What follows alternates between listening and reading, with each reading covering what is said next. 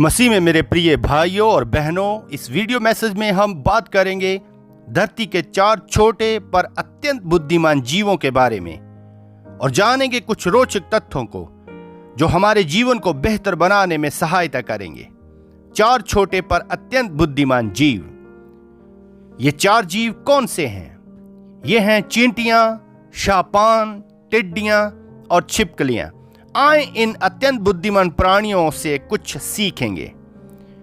जीवन में हमें उन बहुत सी कठिनाइयों का सामना करना पड़ता है जो आसानी से हम पर बोझ बन सकती हैं।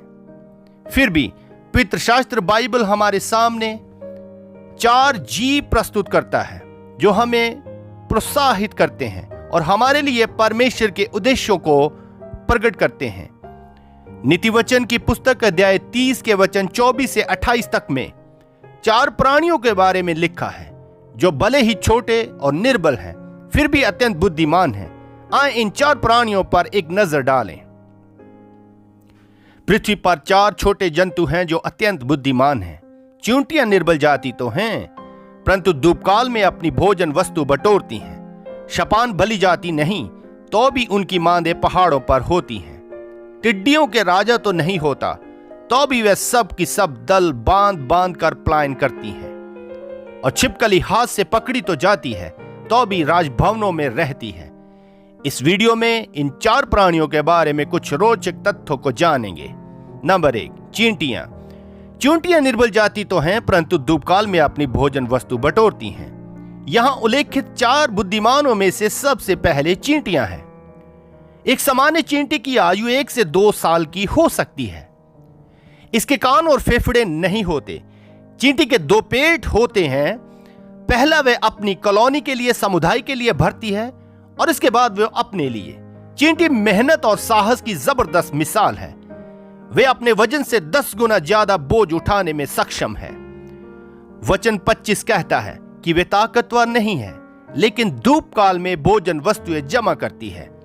बाइबल में चींटियों का एकमात्र अन्य उल्लेख नीति वचन 6 उसका वचन 6 से 8 में मिलता है। हे आलसी चींटियों के पास जा, उनके काम पर ध्यान दे और बुद्धिमान हो जा। वचन हमें बुद्धि प्राप्त करने के लिए चींटी के तरीके पर विचार करने के लिए कहता है। बाइबल बताती है कि चींटियां बड़ी मेहनत करने वाली प्राणी हैं, क्योंकि वह फसल के दौरान सर्दियों के लिए पर्याप्त भोजन इकट्ठा कर लेती हैं। चींटियों की बुद्धि कड़ी मेहनत और उनकी दूरदर्शिता है। हमें चींटियों से मेहनत करना और दूरदर्शिता सीखनी चाहिए। दूसरा थिस्सलुनीकियों 3 अध्याय का वचन 10 में परमेश्वर का वचन कहता है, और जब हम तुम्हारे यहां थे तब भी ये आज्ञा तुम्हें देते थे कि यदि कोई काम करना ना चाहे तो खाने भी ना पाए। इसके अलावा इफिसियों 4 उसके वचन 28 में हमें अपने हाथों से काम करने के लिए परमेश्वर का वचन कहता है, ताकि हम जरूरतमंदों को दे सकें। हमें अपने हाथों से काम करना है ताकि हम अपने लिए जीविका कमा सकें और जरूरत पड़ने पर दूसरों की सहायता कर सकें। हमें आत्मिक तौर से भी परिश्रमी होना चाहिए। मरकुस 16 के 15 वचन में परमेश्वर का वचन कहता है, और उसने उनसे कहा, तुम सारे जगत में जाओ और सारी सृष्टि के लोगों को सुसमाचार प्रचार करो। शब्द जाना और सुसमाचार प्रचार करना, दोनों में मेहनत लगती है। इससे भी महत्वपूर्ण बात यह है कि हमारी दूरदर्शिता आने वाले समय के बारे में सोचने वाली होनी चाहिए। हम नहीं जानते कि कब मृत्यु आ जाए या मसीह दोबारा कब आ जाए। याकूब 4 उसके वचन 14 में परमेश्वर का वचन कहता है, और ये नहीं जानते कि कल क्या होगा। सुन तो लो, तुम्हारा जीवन है ही क्या। तुम तो मानो भाप समान हो, जो थोड़ी देर में दिखाई देती है फिर लोप हो जाती है। हमारी सबसे मूल्यवान संपत्ति, हमारा सबसे बड़ा खजाना हमारी आत्मा है। हमें अपनी आत्मा को स्वर्ग में प्रवेश करने के लिए जद्दोजहद करनी चाहिए। इस पर विचार विमर्श करना चाहिए।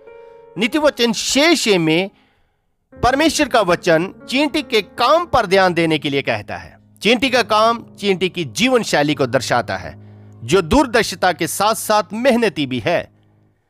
नंबर 2, शपान। शपान भली जाति नहीं, तो भी उनकी मांदें पहाड़ों पर होती हैं। शैतान का लाइफ स्पान 9 से 14 साल का हो सकता है। शैतान वास्तव में अपने पैरों के अंदरूनी हिस्से को नीचे खींच सकते हैं, जो पकड़ के लिए सक्शन प्रदान करते हैं, जिससे वे चट्टानों पर आसानी से पकड़ बना लेते हैं। शैतान छोटे पारिवारिक समूह में रहते हैं। शैतान को बुद्धिमान माना जाता है क्योंकि वह चट्टानों में शरण लेते हैं। शरण लेने के लिए वह सुरक्षित स्थान को ही चुनता है। शिकारियों से खुद को बचाने के लिए शैतान चट्टानों का उपयोग सुरक्षित किले के रूप में करते हैं। चट्टान इन कमजोर जानवरों को ताकत प्रदान करती है। उस ताकत का उपयोग करना ही उनकी बुद्धिमत्ता है। कमजोर प्राणी होने के नाते हमें शिकारियों से बचकर रहना होगा। पहला पत्रस 5 अध्याय के वचन 8 में यूं लिखा है, सचेत हो और जागते रहो, क्योंकि तुम्हारा विरोधी शैतान गरजने वाले सिंह की नाई इस खोज में रहता है कि किसको फाड़ खाए। हम कमजोर हैं, इसलिए हमें शैतान से बचने के लिए चट्टान की जरूरत है। मसीह वह चट्टान है।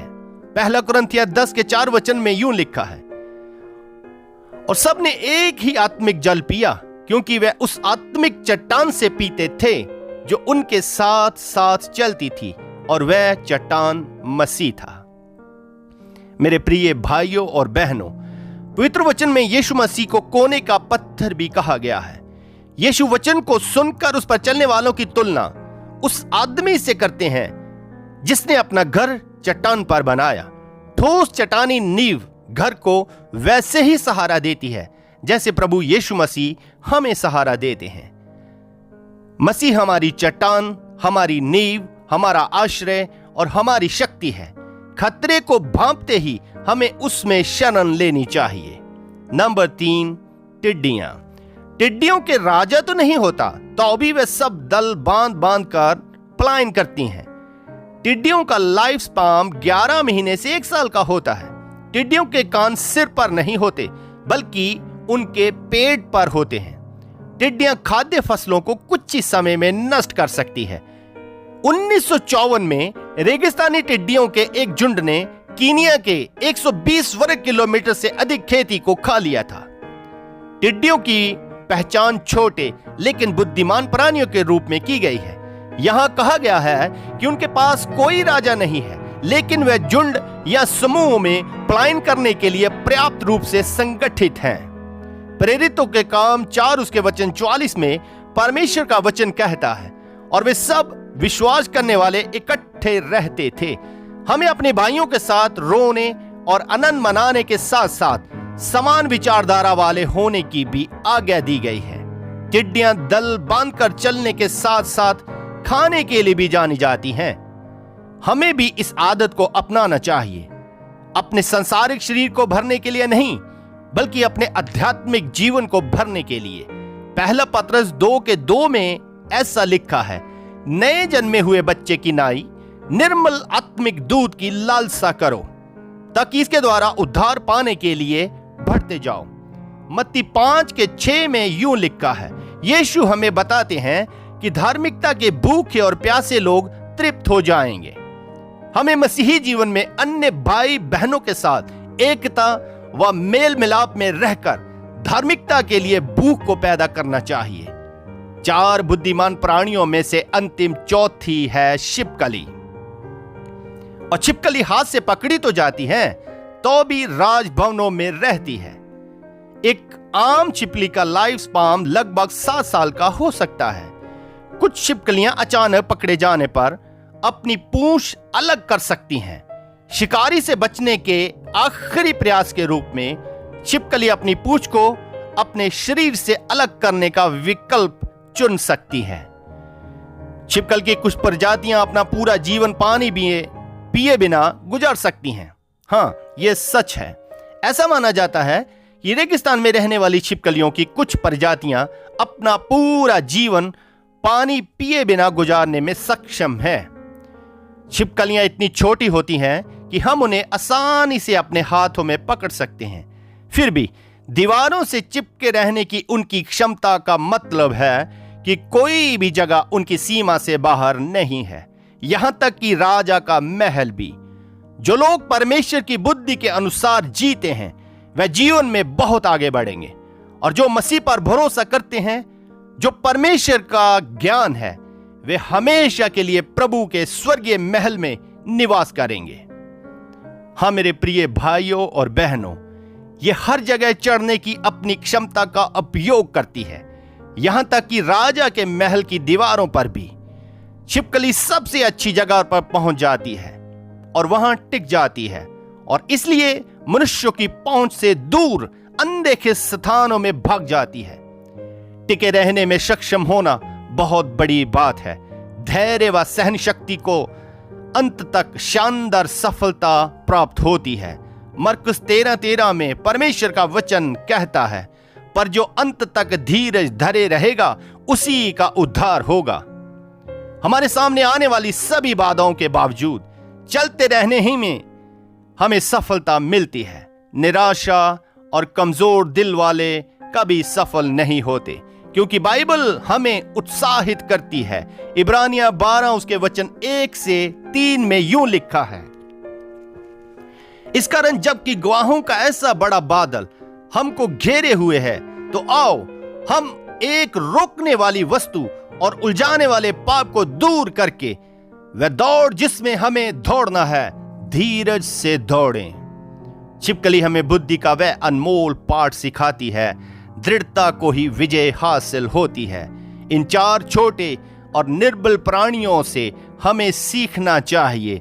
चींटियां हमें मेहनत और भविष्य के लिए तैयारी के लिए सिखाती हैं। शपान सावधान रहने और बुद्धि से चट्टान में शरण लेने के लिए हमारी अगुवाई करते हैं। टिड्डियां एकता में रहकर आत्मिक भूख पैदा करने के लिए हमें प्रेरित करती हैं।